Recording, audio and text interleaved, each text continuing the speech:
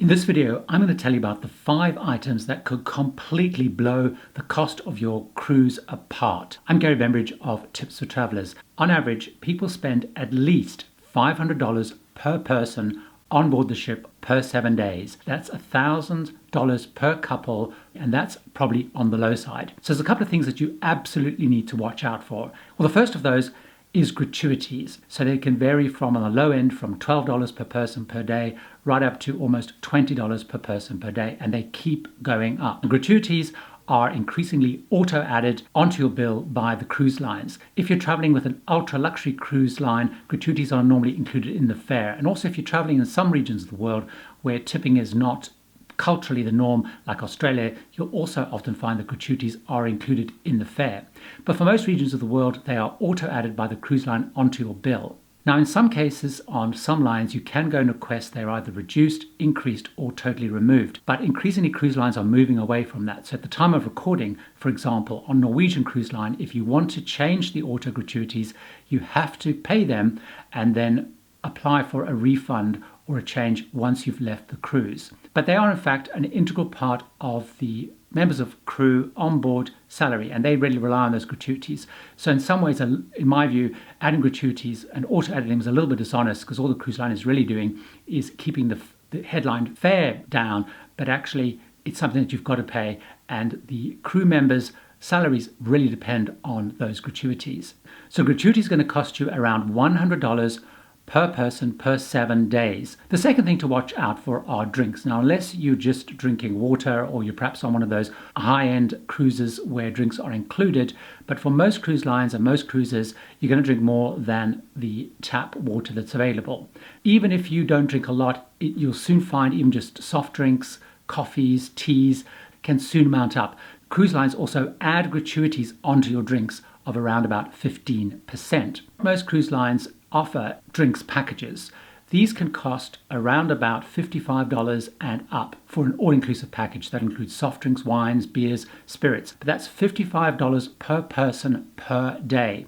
And also, if you're traveling with someone, everyone in the cabin has to buy the package. So you're talking around about $100 per person per day. There are, of course, cheaper packages like soft drinks only ones, which could be $25 per person per day. So you can easily be spending around about, for a couple, $100 a day just on drinks. The third thing to watch out for are excursions. Now, of course, if you're going on a cruise just to stay on the ship and you don't plan to get off any ports, there's going to be no costs at all.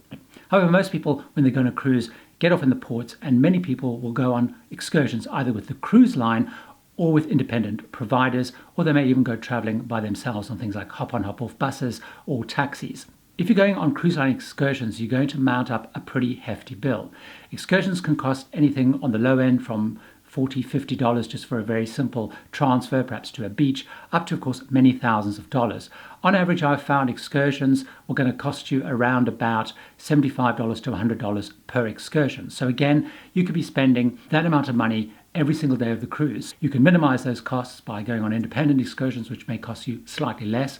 Or, of course, you can self-tour, but still you're going to have things like entrance fees, hop-on-off buses, taxis. So again, you need to make sure that you understand what excursions you want to go on and budget for them, because you could find yourself spending $250 and upwards on excursions on your 7-day cruise. The fourth big watch out is the internet. Now, the internet on board cruise ships is very expensive. You can be spending anything from 25 cents a minute up to 75 cents and above.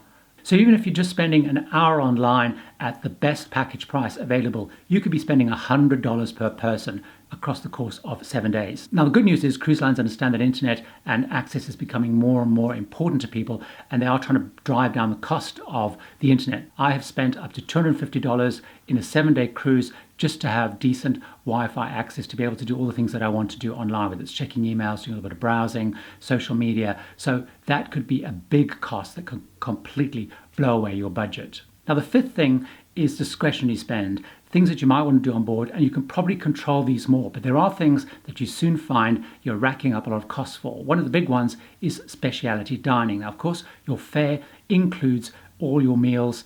So in the main dining room or the buffet restaurant, often it'll include room service. But what the cruise lines have started to do is to put in more and more specialty restaurants, whether it's a steak restaurant, a sushi restaurant, burgers restaurant, because they want to get you to spend more money on board. Now, the charge for specialty restaurants can be on the low end, just $10 or so, but it can go right up to $75 or more. So if you decide you want to start eating at those specialty restaurants, it's going to cost you quite a lot of money. So even, one night out for two of you could be costing you, $150.